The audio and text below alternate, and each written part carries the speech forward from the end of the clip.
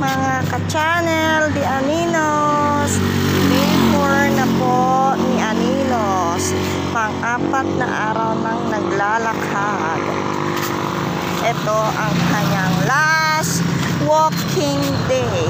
Dahil after today, back to work na naman si Mamis. Sige, enjoy ka lang anak, enjoy lang, walking, play. Halika na please, medyo tinanghali na tayo, mainit-init na. Huwag dyan, dirty dyan.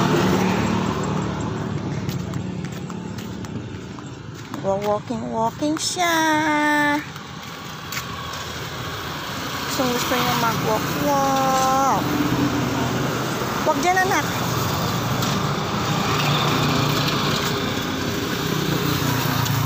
Ang sipag niyang mag-walk, hindi kagaya dati na pag ibinaba ko, nagpapakarga agad. Ngayon, ang layo na lang na ilalakad niya, umaga at hapon. After today, tomorrow, and the other day again, walang maglalakad sa kanya. Kulong na naman siya. Halika na. Kasama niya si Bardagol. Yung isa hindi ko mailabas kasi masyadong makulit. At ang bigat nun, grabe. Laki ng katawan. 4 months pa lang halos 10 kilos na yata.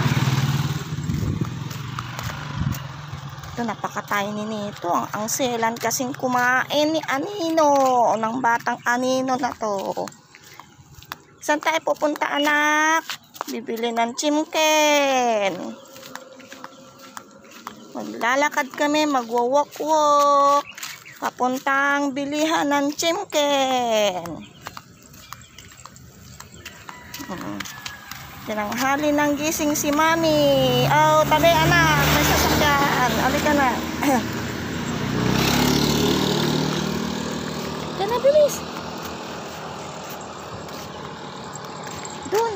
Up ka rito. Up. Good job. Good girl. Hanapin natin yung playmates mo dyan na baka. Bakba.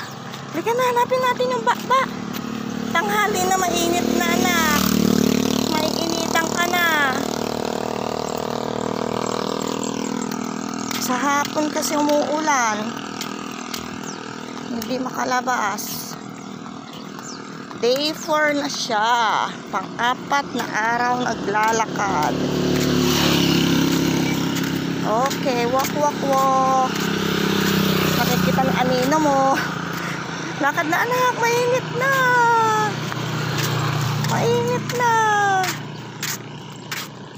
Wala yung playmates mo ditong bakba.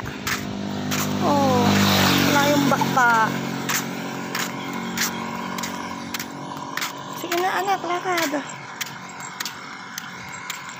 Abutan ka ng init anak. Mainit na.